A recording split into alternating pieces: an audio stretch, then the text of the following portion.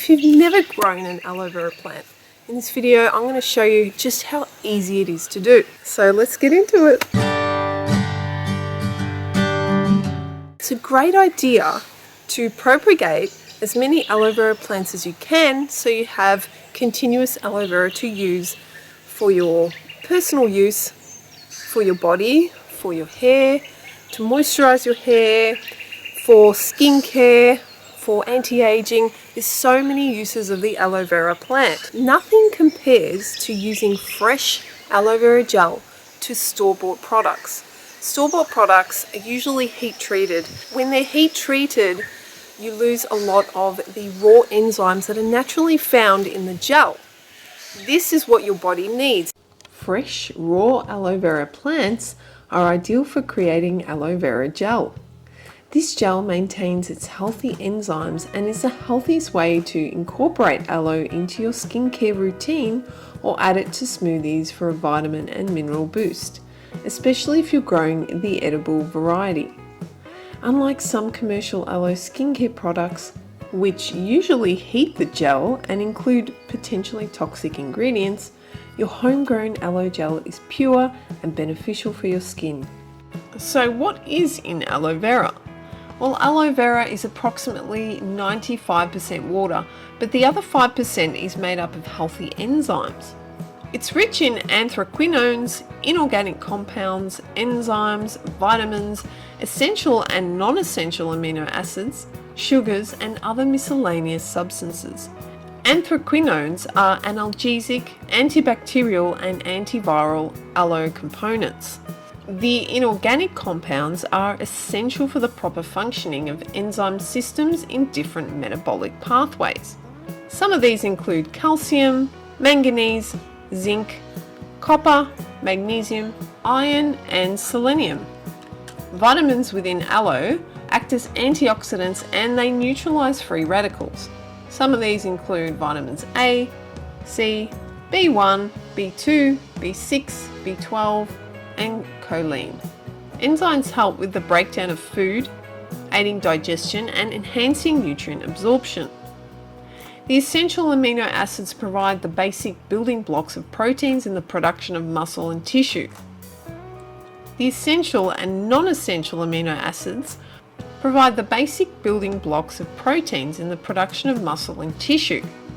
And the sugars and the fatty acids are also anti-inflammatory, antiseptic, antiviral, and analgesic.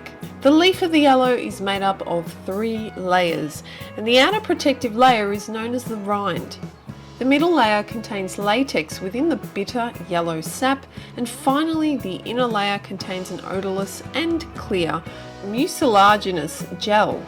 The original use of the aloe plant was in the production of aloe, found in the yellow sap or the latex just beneath the outer skin of the leaf. This part of the plant is a bowel irritant and may cause a strong laxative effect. It was used for many years as a laxative ingredient by the pharmaceutical industry. It is best to avoid the intake of aloe if ingesting, as it is considered toxic, especially for children, pregnant women and nursing mothers or women on their period. It is the mucilaginous gel that contains most of the bioactive components of aloe. The gel is clear, colourless and semi-solid. Products on the market contain either the gel or both the gel and the latex together, so you may want to check the ingredients. Aloe is an active ingredient in hundreds of skin lotions, in sunblock, in soaps, shaving creams, shampoos and cosmetics.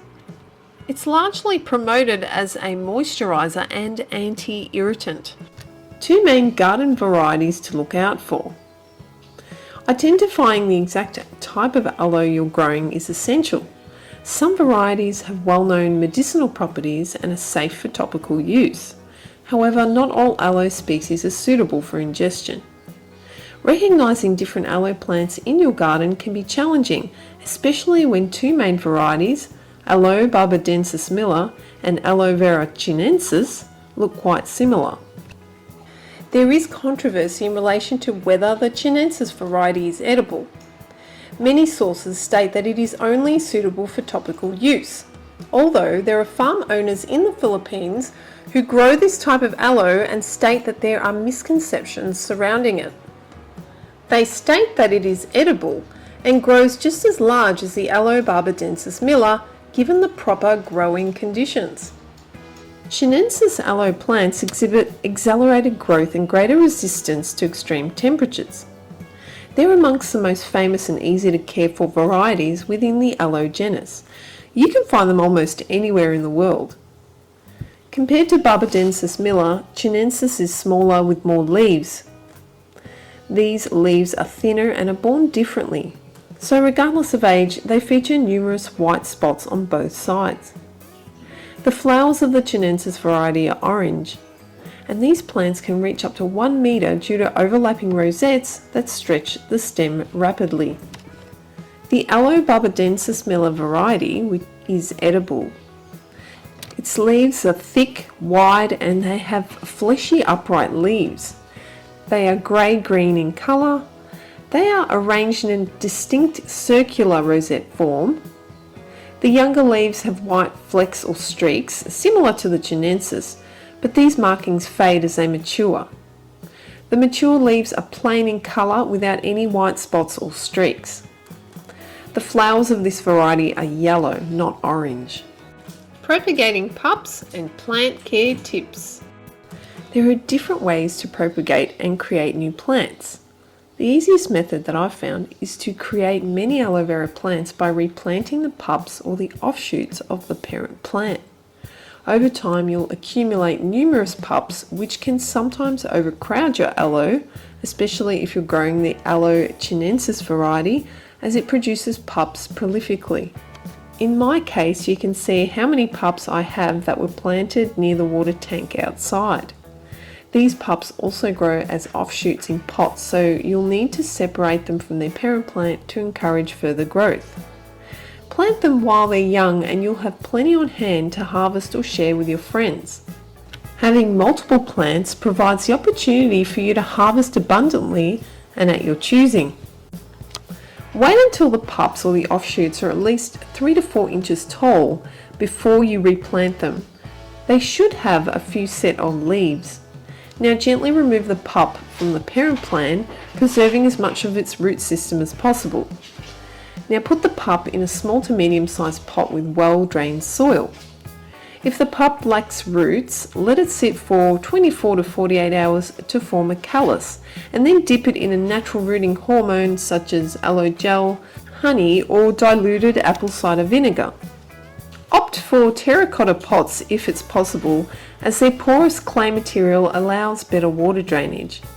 Even though aloe vera will grow in most soil types, it doesn't like wet and soggy conditions, especially during colder weather. Being succulents, aloe plants require well-drained soil, and you could purchase a commercial cactus and succulent mix, or you could make it yourself. I prefer to make my own. Here are 2 types of DIY soil blends that are designed for succulents. Both these mixes combine organic and mineral material. The first recipe is a simple mix of sand and potting soil. Use coarse sand, the type used for landscaping, not beach sand or fine sand, as this type of sand contains too much salt. For the first mix, we're going to use 1 part of potting soil and 2 parts coarse sand. The second is a mix of potting soil, perlite and sand. So you're going to need 1 part perlite and 1 part coarse sand and 1 part potting soil. Now mix them all together.